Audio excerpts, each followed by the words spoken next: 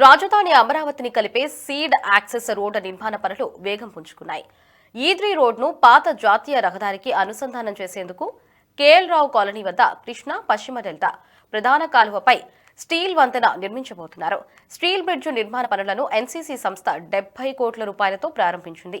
110 మీటర్ల పొడవున 2 లైన్లుగా డెల్టా కాలువపై నిర్మించే స్టీల్ వంతెన ప్రకాశం బ్యారేజీ నుంచి ఉండవల్లి సెంటర్కు వెళ్లే మార్గంలో కేఎల్ రావు కాలనీ వద్ద రోడ్డుకు అనుసంధానం చేస్తారు.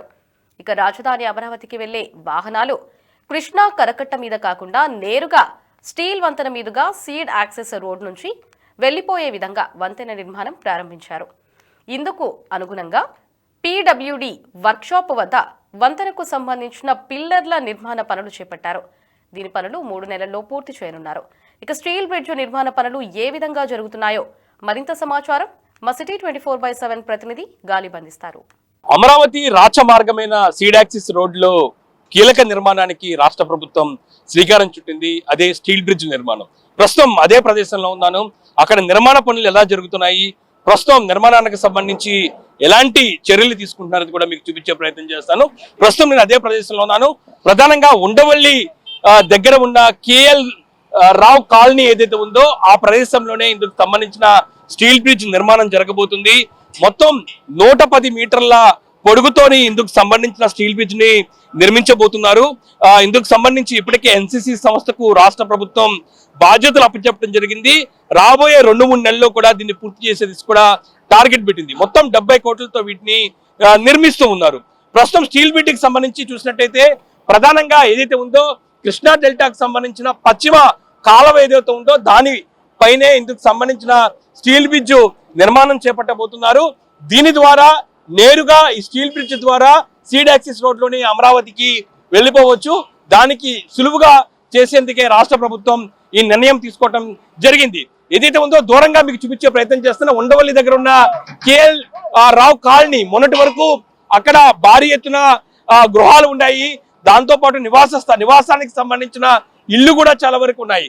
వాళ్ళతో ఇటీవలే రాష్ట్ర ప్రభుత్వం మాట్లాడి వాళ్ళన్నీ కూడా ప్లేసులు ఖాళీ చేపించిన తర్వాత ఇందుకు సంబంధించిన నిర్మాణాలు శ్రీకారం చుట్టిన పరిస్థితి కనబడుతుంది.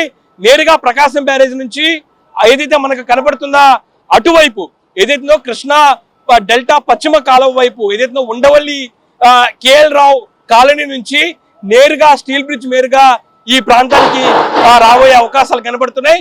మొత్తం ఏదైతే ఉందో స్టీల్ బ్రిడ్జ్ కి సంబంధించి లెఫ్ట్ రైట్ 2 గ్యారేజ్లు ఏర్పాటు చేస్తారు. ఒక్కో గ్యారేజ్ వెడల్పు 9 మీటర్లు ఉంటుంది. దానికి సంబంధించిన పైలింగ్ వర్క్స్ చాలా స్పీడ్ గా కొనసాగుతున్నాయి. మొత్తం ఈ బ్రిడ్జ్ కోసం 4 వైపులా 4 ప్రదేశాల్లోని పిల్లర్లు ఏర్పాటు చేస్తున్నారు. పిల్లర్ల కోసం పైలింగ్ సంబంధించిన వర్క్స్ మనకు స్పష్టంగా కనబడుతుంది. దానికి సంబంధించిన పైలింగ్ కోసం భారీ ఎత్తున యంత్రాలతోని ఇందుకు సంబంధించిన నిర్మాణాలను చేపట్టేందుకు పూర్తిగా దానికి సంబంధించిన కసరత్తు కొనసాగుతుంది. ఇంకా దాంతో పాటు ఈ ప్రదేశం ఎక్కడ ఉంది అనేది కూడా మీకు చూపించే ప్రయత్నం చేస్తాను. ప్రస్తుతం ఈ స్టీల్ బ్రిడ్జ్ ఏదైతే ఉందో కొండవీటి రిజర్వాయర్ ఉందో దాని దగ్గరే ఉంది. అది కూడా ఉండవల్లి ప్రదేశంలో ఉంది. ఈ సీడ్ యాక్సిస్ రోడ్డు ప్రస్తుతం సీడ్ యాక్సిస్ రోడ్డుకి సంబంధించిన సెకండ్ ఫేజ్ వర్క్స్ జరుగుతున్నాయి. అందుకు సంబంధించిన రోడ్డు నేరుగా వచ్చి ఈ స్క్రూ బ్రిడ్జ్ కి కనెక్ట్ అయింది. అది కూడా చూపిస్తాను. ఈ ప్రదేశం మనం చూసుకోవచ్చు. ఈ ప్రదేశం మేరగానే నేరుగా సీడ్ యాక్సిస్ సంబంధించిన రోడ్డు ఇక్కడ కనెక్ట్ అవుతుంది. ఇప్పుడే సీడ్ యాక్సిస్ రోడ్డు కోసం పెనుమాక ఉండవల్లికి సంబంధించి కొంతమంది రైతులు భూములు ఇవ్వడం జరిగింది. మరికొన్ని వరకు కూడా భూములు రావాల్సి ఉంది. అవి కూడా పూర్తయితే కనుక భూ సమీకరణ ద్వారా పూర్తయితే కనుక నేరుగా ఇందుకు సంబంధించి కూడా రోడ్డు కనెక్టివిటీ దీనికి ఈజీ అవుతుంది. ఈ నేపథ్యంలో మనతో పాటు ఈ స్క్రూ బ్రిడ్జ్ నిర్మాణం ఎలా జరుగుతుంది, దాని డిజైన్స్ ఎలా ఉన్నాయో మనతో మాట్లాడటానికి ఈ స్క్రూ బ్రిడ్జ్ నిర్మాణానికి సంబంధించి ఎన్సీసీ సంస్థకు పూర్తి బాధ్యతలను సిఆర్డీ ఇచ్చిన పరిస్థితి ఉంది. ఈ నేపథ్యంలోనే ఈ ఇంజనీర్ ఉన్నారు, నారాయణ గారు ఉన్నారు. సార్, మొత్తం ఈ బ్రిడ్జ్ ఎలా జరుగుతుంది, దానికి సంబంధించిన సైజెస్ ఎలా ఉంటాయి సార్? ఈ టోటల్ బ్రిడ్జ్ లెంత్ వచ్చి 110 మీటర్స్ వస్తుంది. ఇందులో 2 క్యారేజ్ వేలు ఉంటాయి. Left carriageway, right carriageway. Carriage with 8 meters ఉంటుంది. టోటల్గా ఇందులో 3 స్పాన్లు వస్తాయి. ఒకటి ఇందులో మీకు 4 పిల్లర్లు వస్తాయి. 4 వచ్చి మీకు అపార్ట్మెంట్ A1, A2 2 ఉంటాయి. అలాగే పియర్స్ వచ్చి P1, P2 2 ఉంటుంది. అలాగే దీని స్పాన్స్ వచ్చి మీకు 25 మీటర్స్ ఎండ్ స్పాన్స్, అలాగే మిడిల్ స్పాన్ వచ్చి 60 మీటర్స్ ఉంటుంది. అంటే ఈ రోడ్ లోకి వెళ్ళాలంటే సీడ్ యాక్సిస్ రోడ్ లోకి వెళ్ళాలంటే లెఫ్ట్ సైడ్ రైట్ సైడ్ అంటే రెండు మార్గాలు, వెళ్ళేవాళ్ళు పోయేవాళ్ళు కావాలి. దానికి సంబంధించిన డివైడ్ సెక్షన్ ఏదైనా ఉంటుందా? ఆ డివైడ్ సెక్షన్ ఉంటుంది. 2 సైడ్లు కూడా మీకు ఏంటంటే A1 సైడ్ A2 సైడ్ వచ్చి మీకు ఎలా ఐలాండ్స్ అనమాట మేడం. ఐలాండ్స్ ఫామ్ చేసి దాని వరకు స్మూత్ కర్వ్తో మీకు రోడ్డు బిల్డప్ చేస్తారు. దాని ప్రకారం వెహికల్ మూవ్మెంట్ కి లెఫ్ట్ సైడ్ క్యారేజ్ వే, రైట్ క్యారేజ్ వే 2 విధాలుగా ఉంటుంది అనమాట. ఒకసారి డిజైన్ ఒకసారి చూపించండి. ఇక్కడ ఏదైతే ఉందో డ్రాయింగ్ సెక్షన్ ఉంది. ఈ డ్రాయింగ్ సెక్షన్ లో మనం స్పష్టంగా చూసుకోవచ్చు స్క్రూ బ్రిడ్జ్ సంబంధించిన డిజైన్ ఎలా ఉండబోతుంది, దానికి సంబంధించిన వర్క్ ఎలా ఉంటాయి అనేది కూడా మీకు ఒకసారి వివరిస్తారు. ఒకసారి దీని గురించి చెప్పండి సార్. దీనికి టోటల్ గా ఫౌండేషన్స్ 4 ఫౌండేషన్స్ వస్తాయి. ఇందులో ఈ ఫౌండేషన్ వచ్చి మీకు పైల్ ఫౌండేషన్ అని చెప్తాము. దీనికి ఏం చేస్తారంటే పైల్ ఫౌండేషన్స్ అంటే మీకు మొత్తం టోటల్ గా ఒక రోటరీ డికంబిషన్ ఉంటుంది. రోటరీ డికంబిషన్ లో మొత్తం బోర్ చేస్తాం. బోర్ చేసిన తర్వాత అరౌండ్ 40 మీటర్స్ వరకు మనం బోర్ డెప్త్ చేస్తున్నాం. అందులో మీకు రెయిన్ఫోర్స్మెంట్ కేజ్ రెడీ చేసి కేజ్ లోరింగ్ చేస్తాం. ఆ తర్వాత మీకు ఈ ఏదైతే మనం బోర్ చేస్తాం ఆ బోర్లో మన కాంక్రీటింగ్ కూడా జరుగుతుంది. ఇప్పుడు ప్రజెంట్ కాంక్రీట్ చేస్తున్నాం. ఆ విధంగా చేసిన తర్వాత దానికి పైల్ క్యాప్ ఎక్స్ప్రెషన్ ఓపెన్ చేస్తాం. ఓపెన్ చేసిన తర్వాత దాని మీద పైల్ క్యాప్ పైన పీర్ వస్తుంది. పీర్ క్యాప్ తర్వాత పీర్ క్యాప్ ఒకటి మన కన్స్ట్రక్షన్ చేస్తాం అనమాట. ఈ పీర్ క్యాప్ కన్స్ట్రక్షన్ చేసిన తర్వాత పెడస్టల్స్ వస్తాయి. పెడస్టల్ రెడీ చేసిన తర్వాత దాని మీద స్టీల్ గట్టర్స్ ఒకటి మన ఫ్యాబ్రికేషన్ చేసి గట్టర్స్ ఎరెక్షన్ చేస్తాం. ఎరెక్షన్ చేసిన తర్వాత దాని మీద క్యారేజ్ వే వస్తుంది. క్యారేజ్ వే తర్వాత టోటల్గా రెడీ అయిన తర్వాత DBM, BC ఈ 2 రెడీ చేసిన తర్వాత టోటల్గా రోడ్డు క్యారేజ్ వే రెడీ అవుతుంది. అంటే ఖచ్చితంగా ఈ ప్లేస్ ఈ స్టీల్ బ్రిడ్జ్ అనేది అమరావతి రాజధానికి ఒక ముఖద్వారం. ఏ విధంగా అట్రాక్షన్ గా ఉంటుంది అనుకుంటారు మీరు? అట్రాక్షన్ అంటే మీరు టోటల్ గా స్ట్రక్చర్ పోలా రెడీ అయిన తర్వాత చాలా బ్యూటిఫుల్ గా కనిపిస్తుంది. అలైన్మెంట్ వరకు కానీ కర్వ్ పర్సన్ కానీ చాలా ఇదిగా ఉంటుంది. టోటల్ గా విజయవాడలోనే ఒక డిఫరెంట్ గా కనిపించే స్ట్రక్చర్ గా రెడీ అవుతుంది.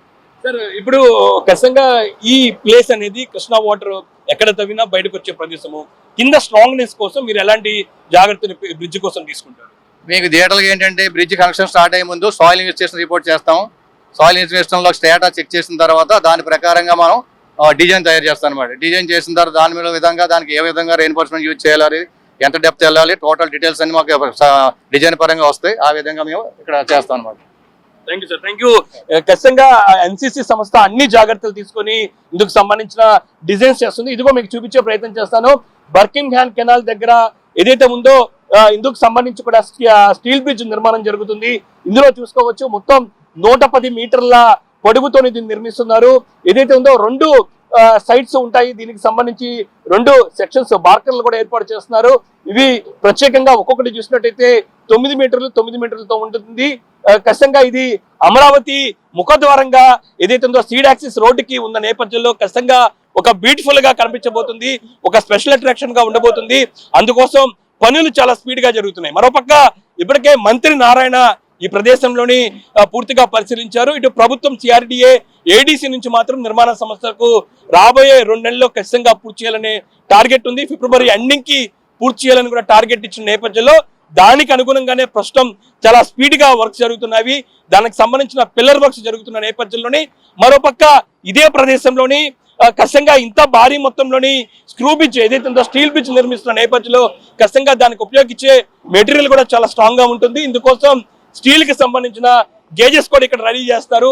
దానికి సంబంధించి కూడా ఒకవైపు జరుగుతున్న పరిస్థితి కనబడుతుంది. ఎందుకంటే ఇంత భారీగా స్టీల్ బ్రిడ్జ్ అందులో కూడా వాటర్ కింద నుంచి ప్రాంతంలోని ఫౌండేషన్ వేసిన నేపథ్యంలో ఖచ్చితంగా దానికి ఉపయోగించే మెటీరియల్ కూడా చాలా స్ట్రాంగ్ గా ఉండాల్సిన అవసరం నేపథ్యంలో దానికి సంబంధించి ఇప్పుడు ఇందాక మీకు చూపించిన పైలింగ్ వర్క్స్ ఏదైతుందో పిల్లర్ ఫౌండేషన్ వర్క్స్ ఏదైతుందో పైలింగ్ వర్క్స్ పూర్తయిన తర్వాత ఇక్కడ ఏర్పాటు చేసిన ఏదైతే ఉందో ఇక్కడ ఉన్న ఏదైతే ఉందో స్టీల్ మొత్తం కూడా దానిలోని పెడతారు. దానికి సంబంధించి తర్వాత కాంక్రీట్ పనులు జరుగుతుంటాయి.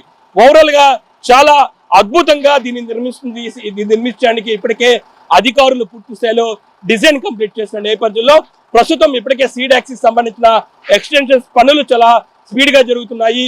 దాదాపు 3.92 కిలోమీటర్లకు సంబంధించిన సెకండ్ ఫేజ్ కి సంబంధించిన తారు వర్క్స్ కొనసాగుతున్న నేపథ్యంలోని మిగతా రోడ్ ఎక్స్టెన్షన్ కోసం భూములు కూడా కొంతవరకు సేకరించాల్సిన అవసరం ఉంది.